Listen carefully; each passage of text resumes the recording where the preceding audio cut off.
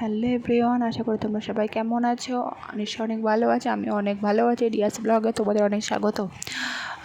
অনেক কষ্ট করে ভিডিও বানাচ্ছি, প্লিজ তোমরা একটু সাপোর্ট করো আমাকে। আসলে তোমরা নিশ্চয়ই দেখেছো আমি বাপের বাড়ি যাচ্ছিলাম, জামাই ষষ্ঠীতে, সেই ব্লগ তো চলে এসেছিলো। তোমরা আমাকে অনেক সাপোর্ট করেছো, অনেক ভালোবাসা দিয়েছো। ও এবার আমার মেজো জামাইবাবুর ফোঁটা হচ্ছে। আসলে আমরা 4 বোন, বড়দি ভাই, মেজদি ভাই আর আমি আর আমার ছোটো বোন। আসলে বড়দি ভাই একটু বাড়ির প্রবলেমের জন্য আসতে পারেনি, মেজদি ভাই এসেছে। দেখো, এটা আমার মেজো জামাইবাবু আর আমার হাজব্যান্ড, দুজনেই ফোঁটা পাচ্ছে।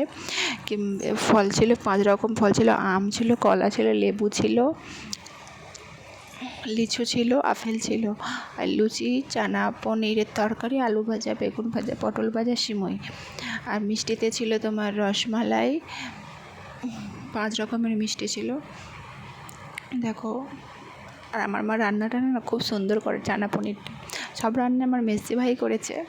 দেখো, 5 রকম মিষ্টি। ভিডিওটা দেখতে থাকো। জামাইবাবুকে বলছি, জামাইবাবু বলছি টাটা করো।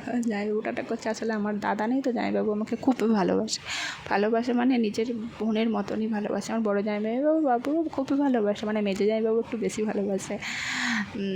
দেখাচ্ছি, দেখো।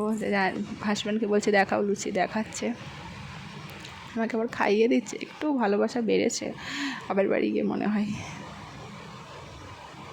আর দেখো হাজব্যান্ডের অবস্থা, আমার শ্বশুর বাড়ি গিয়ে একবারে সেই বাবু হয়ে গেছে, ফুটি খাচ্ছে শুয়ে শুয়ে। দেখো তোমরা সবাই আমাকে একটু সাপোর্ট করো। টাটা, বাই, এই পর্যন্তই।